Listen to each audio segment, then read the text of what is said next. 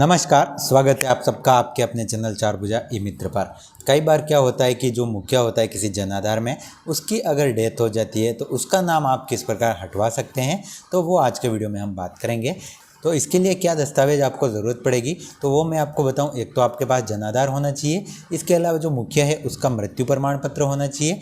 इसके अलावा और आप जिसे मुखिया बनाना चाहते हैं, जैसे कि 18 प्लस में कोई आपके फैमिली में लेडीज़ है, उनकी बहू है, तो उन्हें आप मुखिया बना सकते हैं। तो उनकी जो बैंक डायरी है वो आपके पास अनिवार्य होनी चाहिए। तो इन चीज़ों के माध्यम से आप भी इसमें कंप्लीट आप कर सकते हैं, अपना जो मुखिया है उसे चेंज कर सकते हैं और जिसकी डेथ हुई है उसे आप जनाधार से हटा सकते हैं। इसका पूरा प्रोसेस ई मित्र पर होता है। ई मित्र पर ये किस प्रकार पूरा प्रोसेस होता है, तो चलिए वीडियो को शुरू करते हैं। उससे पहले आपसे रिक्वेस्ट है कि अगर अभी तक आपने हमारे चैनल सब्सक्राइब नहीं किया है तो चैनल को सब्सक्राइब जरूर करें। ऐसा ही कंटेंट हम आपके साथ में शेयर करते रहेंगे, जिससे कि आपको आगे फ़ायदा होता रहेगा। आपके मन में कोई सवाल है ई मित्र जुड़ा हुआ, तो भी आप कमेंट कर सकते हैं। तो चलिए वीडियो को शुरू करते हैं।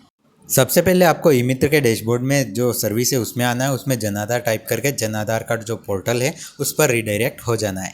यहाँ पर आपको इनरोलमेंट का ऑप्शन मिलेगा, इस पर क्लिक करना है। डिलीट हेड ऑफ फैमिली इस वाले ऑप्शन पर क्लिक करना है। यहाँ पर आप देखें तो आपकी जो रसीद संख्या है जनाधार की, वो आप निकाल कर इसमें लॉगिन हो सकते हैं। रसीद संख्या आप स्टेटस के माध्यम से निकाल सकते हैं और उसमें खोजे पर क्लिक करेंगे। उसके बाद में आई एग्री वाले बटन पर ओके पर क्लिक करेंगे। आपकी पूरी फैमिली का पूरा डिटेल आ जाएगा। इसमें आप किसी भी मेंबर को चूज़ करके उसके आधार में OTP भेजकर इस जनाधार को ऑथेंटिकेट कर लेंगे। तो इसमें आधार में नंबर जुड़े होने अनिवार्य है। इसके लिए आप जो आधार है, कोई भी फैमिली मेंबर है उसका यूज़ कर सकते हैं। बाकी फिंगरप्रिंट का भी ऑप्शन है, आप चाहें तो उसे भी यूज़ कर सकते हैं। यहाँ पर जो भी OTP आपको प्राप्त होते हैं वो आपको लगाकर प्रमाणित करे पर यहाँ पर क्लिक करेंगे। इसके बाद में आपके सामने पूरा डैशबोर्ड ओपन हो जाएगा और उस जनाधार की पूरी डिटेल आ जाएगी। इसमें से आप जो मुखिया है उसका विवरण आ जाएगा और इस मुखिया की जगह कौन परिवार का सदस्य है जो कि इनकी जगह जुड़ सकता है। तो यहाँ पर 18 प्लस में जो भी सदस्य होंगे उनके सारे नाम आ जाएंगे। तो जैसे इनकी बहू को हम चूज़ कर रहे हैं,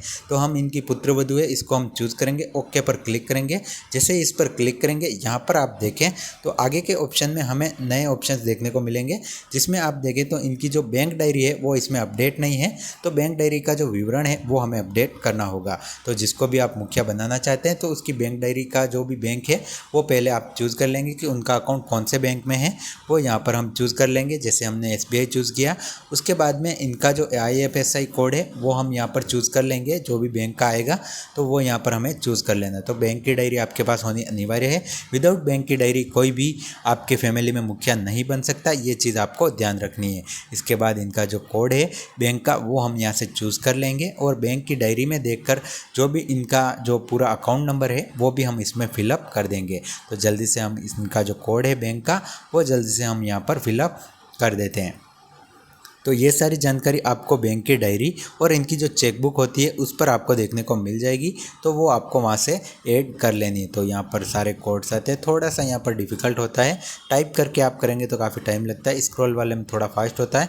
यहाँ पर हमने इनका कोड चूज़ कर लिया है। इसके बाद में इनका जो अकाउंट नंबर है वो हम यहाँ पर लिख देंगे। तो जो भी अकाउंट नंबर इनका आ रहा है वो हम यहाँ पर लिख देंगे। तो इनका 11 संख्या का जो भी अकाउंट नंबर है वो हमने दर्ज कर दिया है।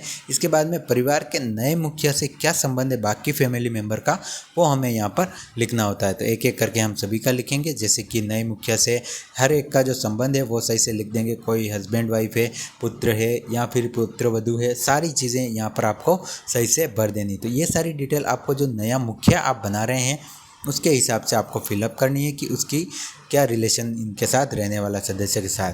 तो यहाँ पर हम सारा यहाँ पर फिलअप कर देंगे और कंप्लीट यहाँ पर लिख देंगे। उसके बाद में यहाँ पर डेट ऑफ इवेंट में आप देखें तो यहाँ पर आपको जो डेथ हुई है जिस तारीख को, वो वाली दिनांक यहाँ पर फिलअप करनी है। तो आप मृत्यु प्रमाण पत्र में देख लेंगे कि कौन सी डेट को इनका जो डेथ है वो हुई है, वो यहाँ पर आप लिख देंगे। उसके बाद में कारण चुने पर हम आएंगे। यहाँ पर हम जो डेट है वो टाइप कर देते हैं। यहाँ पर कारण आप देखें तो मृत्यु करेंगे।